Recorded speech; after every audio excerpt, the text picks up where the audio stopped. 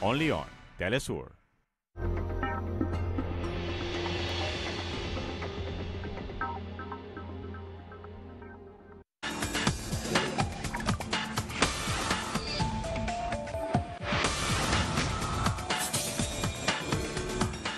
Live from Quito, Ecuador, I'm Sonia Gray, and this is from the South, the afternoon news brief from Telesur English. We start this new edition right now.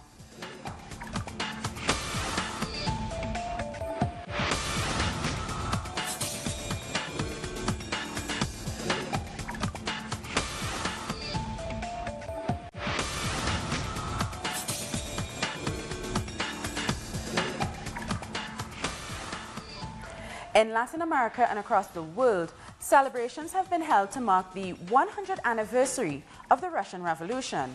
In Caracas, Venezuela, trade unionists and other organizations marched to the city to the Miraflores presidential palace. Some of them drew parallels between Russia's October Revolution and the Bolivarian experience begun by President Hugo Chavez. We'll go live to Caracas in a moment, but first to Russia itself, where the 100th anniversary has been marked with rallies and marches. Red flags and portraits of Lenin were prominent at a march and rally organized in Moscow by the Russian Communist Party, the largest opposition party in the Russian parliament. Other organizations were holding other events, but President Vladimir Putin and his ministers were not present. Our correspondent in Moscow, Hansel Oro, has more. Russia and the world are celebrating the 100th anniversary of the Great October Socialist Revolution that took place in 1917. The Russian Communist Party, in coordination with other communist parties and leftist organizations, celebrated in Moscow and St. Petersburg. Several activities marked the cultural and historic aspect of the revolution that brought change to the political conscience of the workers, the defense of their rights, and the lives of the campesinos. But undoubtedly, it was not only 1917 that marked the history, but many years of Russian Revolution, which left a legacy for the national liberation movement since the October Revolution. Also for Latin American and Caribbean countries, the legacy of Russian Revolution was remarkable. Other aspect that should also be highlighted is the presence of delegates from all over the world that attended this event. There was also a forum which was led by the president and leader of the Communist Party, who was grateful for the commemorative acts to mark the great socialist revolution of October. Russia's own President Vladimir Putin said this event undeniably changed the world in the beginning of the 20th century, and that historic legacy continues with the new generations with the respect for the political struggle of the people. Back to Caracas now, and our correspondent Regan Devines. He has been on that march in Caracas and joins us now. Hello, Regan. Describe the move there on the march for the October Revolution.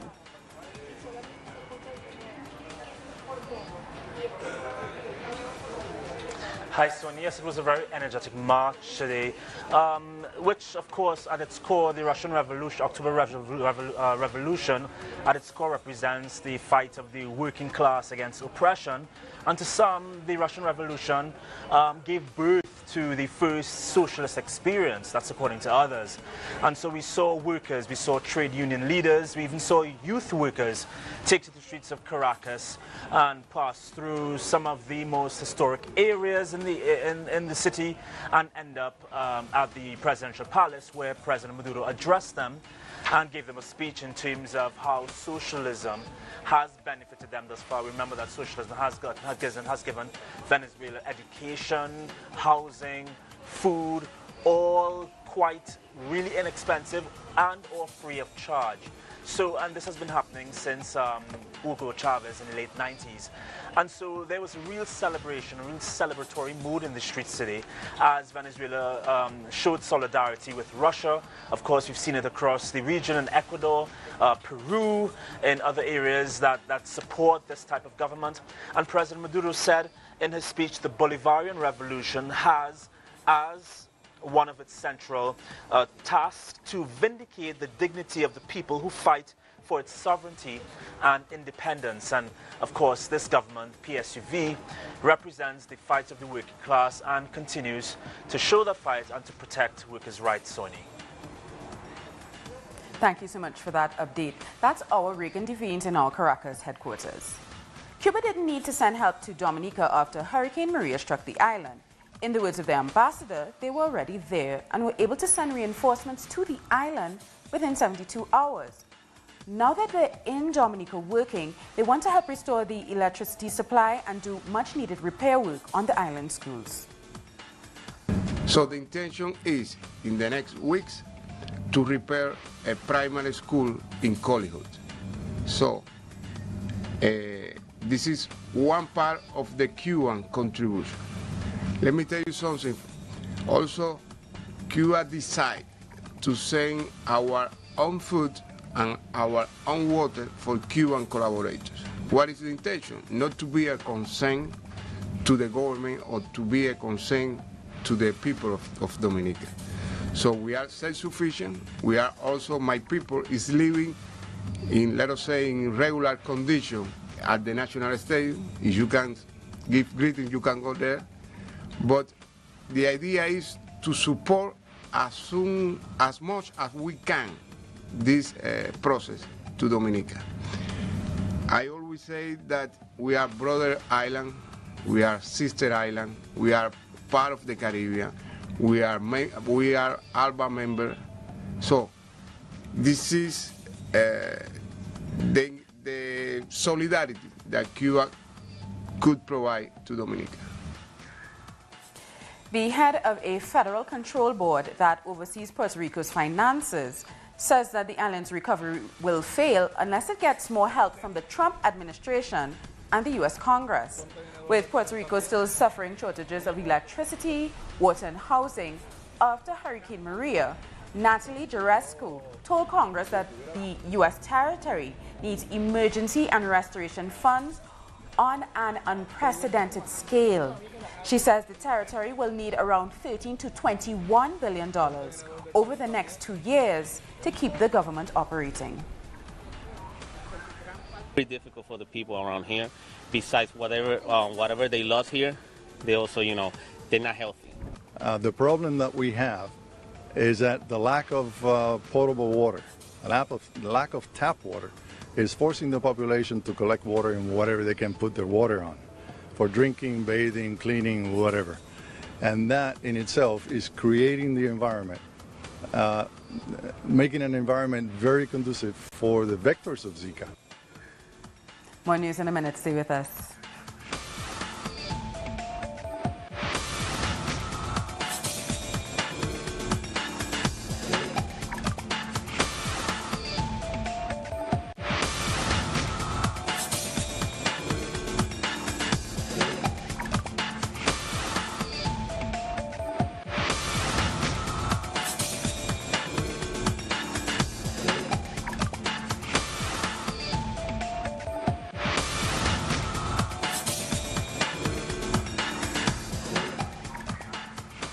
Colombia's largest remaining guerrilla group, the ELN, has issued a statement evaluating the situation 1 month after it agreed to a temporary ceasefire with the Colombian government. The ELN negotiating committee said the balance so far of the ceasefire was negative because it hadn't contributed to improving the humanitarian situation of the Colombian population. The ELN leader, Pablo Beltran, condemned the murder of activists in rural areas and the violence perpetuated by Colombian security forces. But he said the guerrilla group remains committed to the peace talks. During October, threats and assassinations of social leaders increased, and the warlike treatment this regime gives to social protesters became worse. Secondly, we will still fight to eradicate the political persecution against alternative groups who are critical of the government, and for Colombians to be able to participate in deciding this country's destiny without fear. Thousands have protested in the streets of Tegucigalpa, Honduras, to reject the possibility of re-election for the current president, Juan Orlando Hernandez. Protesters rallied outside the headquarters of the Honduran Electoral Council, demanding transparency in the upcoming election process, scheduled for the 26th of November.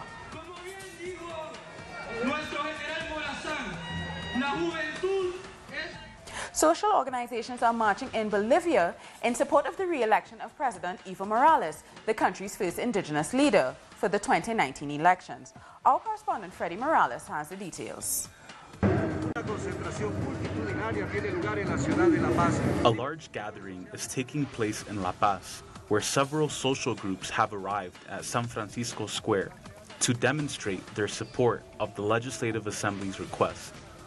The Assembly is requesting that the Constitutional Court eliminate legal regulations that limit re-election to only one term. These social groups joined the call, which was held by a group of lawmakers. And massive gatherings like the one in La Paz also took place across the country in different cities, and this is expected to continue in the next few weeks. It's also expected that the Tribunal Court will present a final decision in mid-December, before the so-called judicial vacations. The government has also supported this measure and welcomed the support from these social groups to President Evo Morales' possible candidacy in 2019.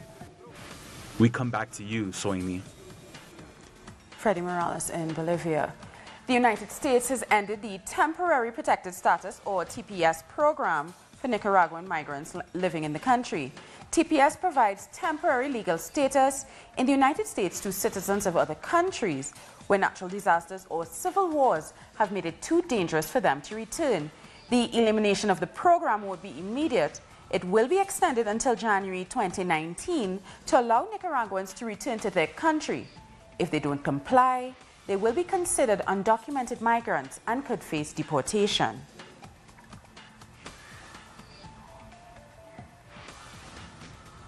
Earlier, our correspondent in Washington, Jorge Gestoso, told us how the move was being received by the affected communities.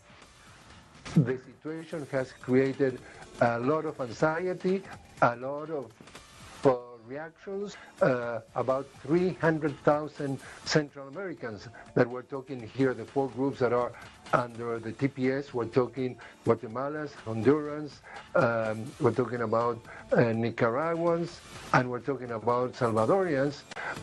Most definitely believe that they're going to appeal regarding the Congress and regarding the President, and they hope that something is going to happen, like, for example, that they could grant their citizenship.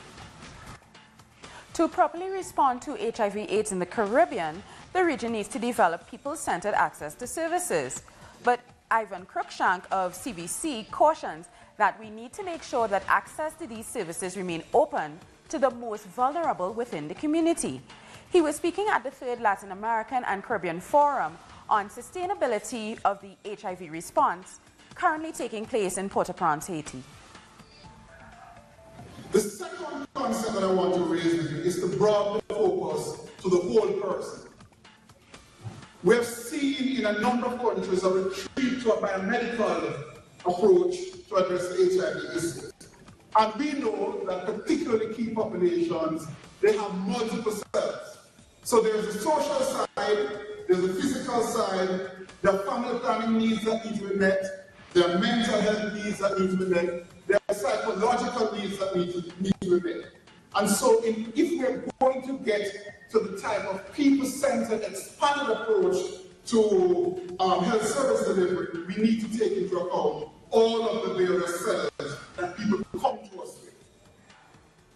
In Panama, a surge in mining and land projects that are exploiting rivers are affecting the lives and economies of people living in the surrounding areas, but the government has refused to intervene or seek solutions. This is the Pactar River, located on the eastern side of Panama City.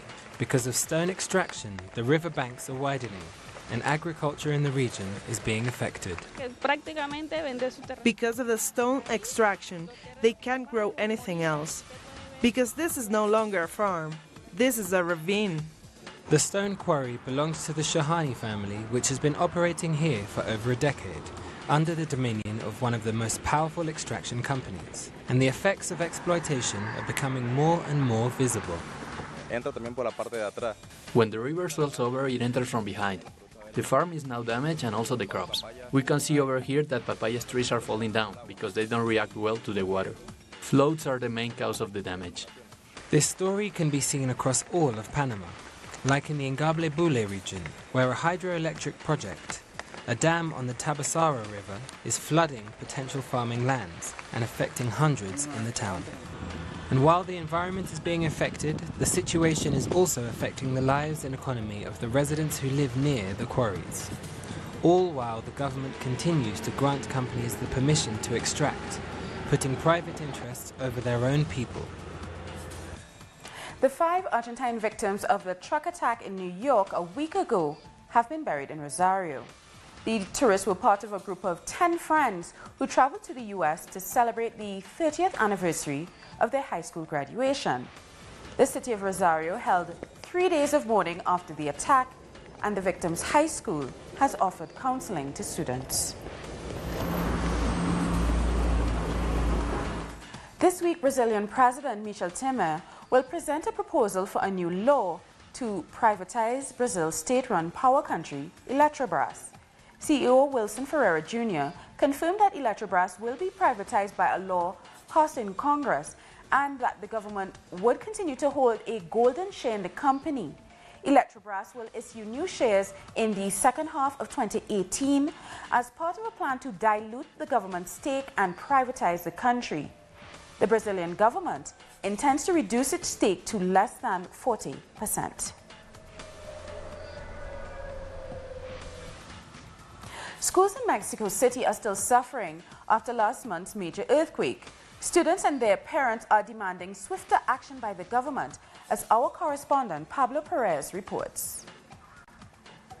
So we're here standing on one of the most important crossroads in Iztapalapa, one of the peripheral areas of Mexico City.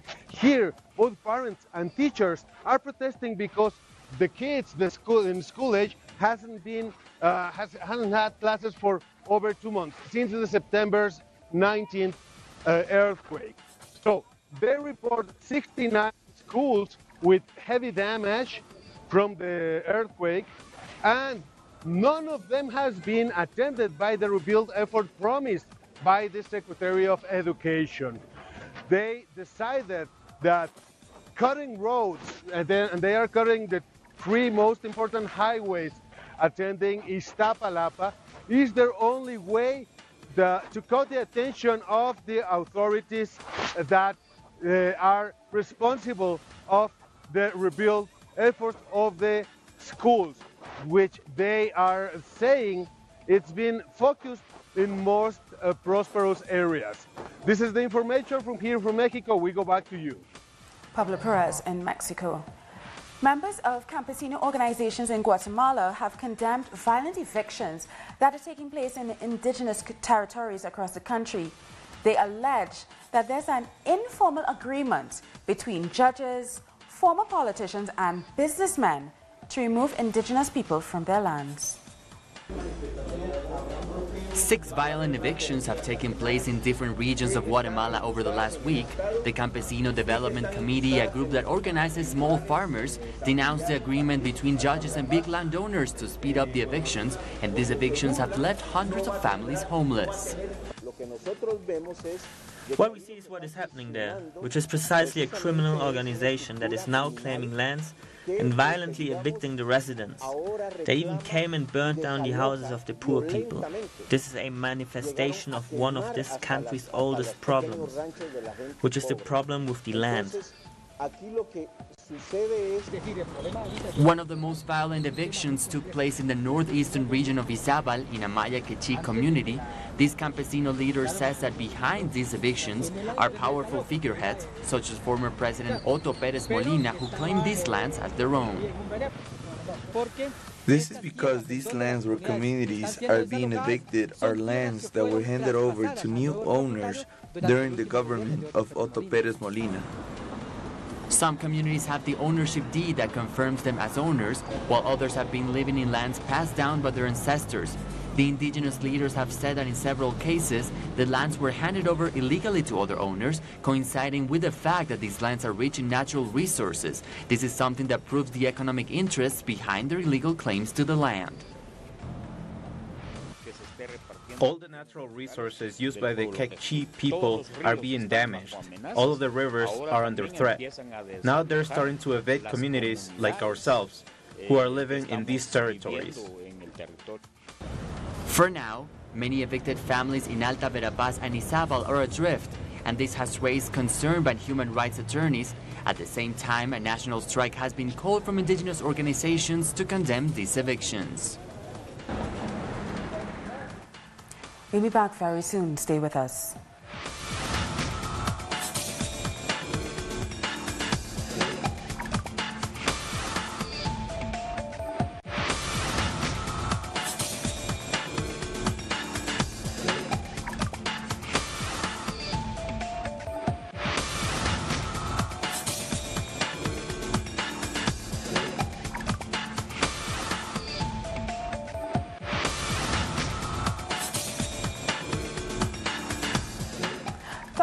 Protesters took to the streets of Seoul to hold a candlelight vigil against U.S. President Donald Trump's visit as part of his Southeast Asian tour. Protesters gathered in the city's historic center while holding anti-Trump and anti-war banners, making a stand for peace in the region. During his visit to South Korea, Trump said he hopes the U.S. doesn't have to use full military force against North Korea, although he also said the U.S. is ready to do what's necessary in case of conflict. He who is wielding hegemonic tyranny against the world by supporting racism, anti-migration policies, and prioritizing the U.S. is a war maniac.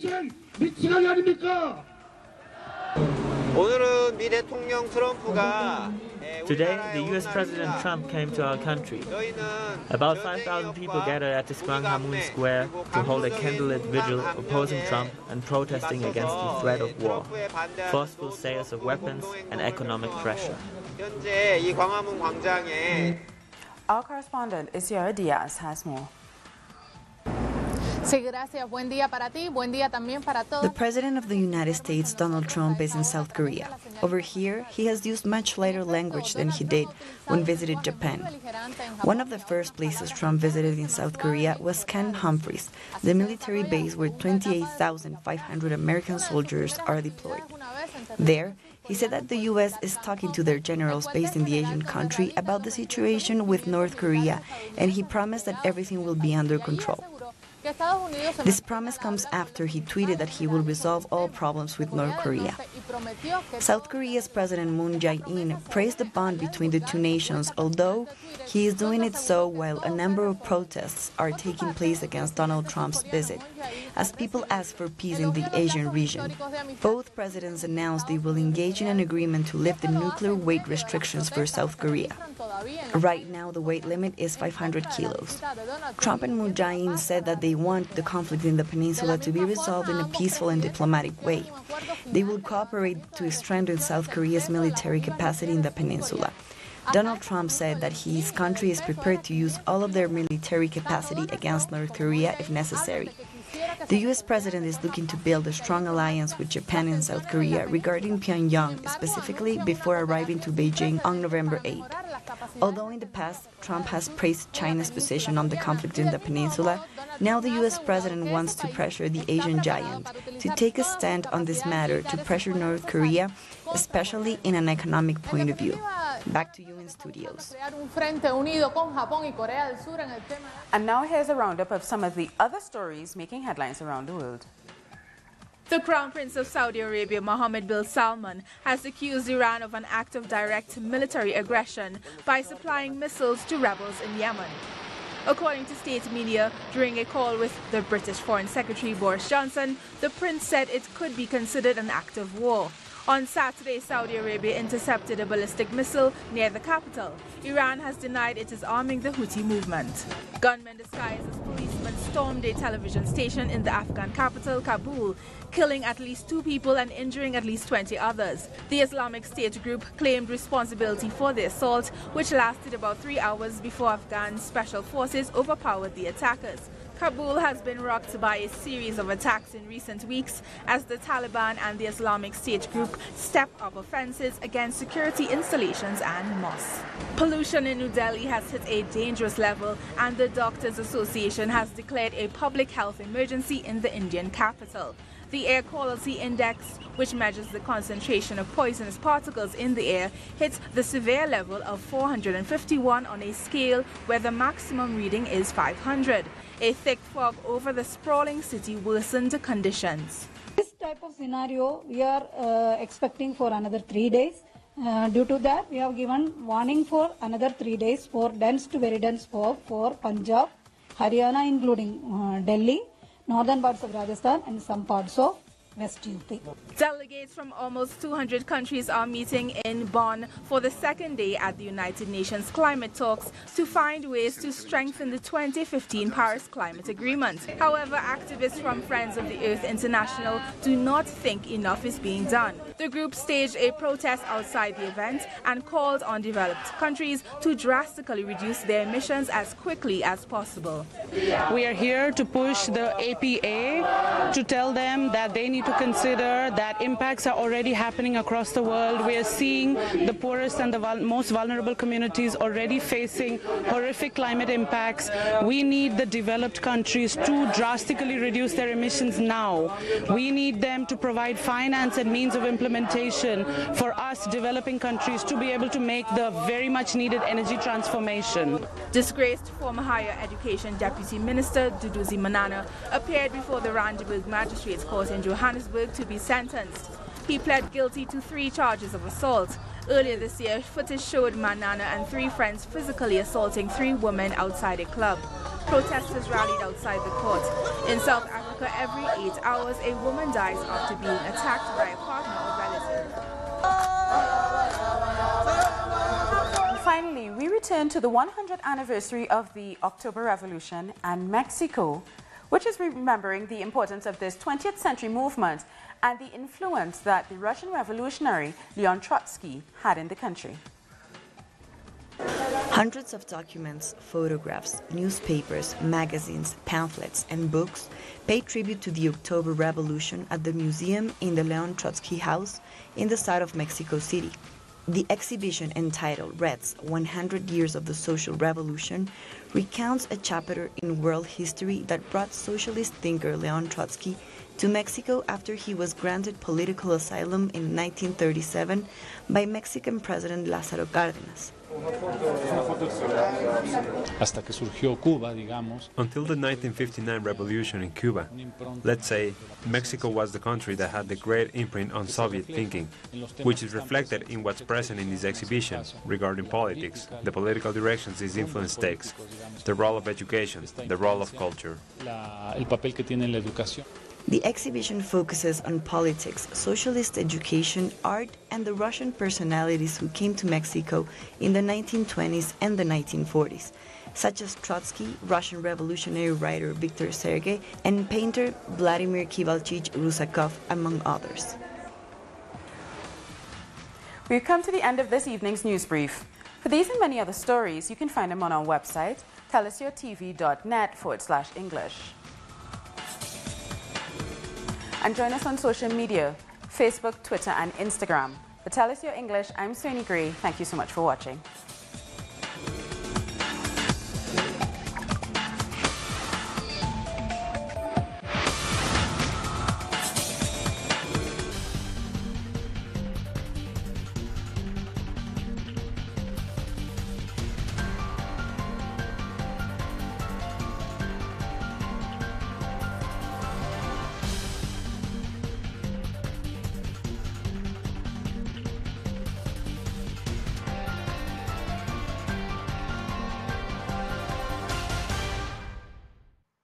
Pakistani journalist Tariq Ali examines the mass media influence promoted by imperialism. Get access to the analysis of the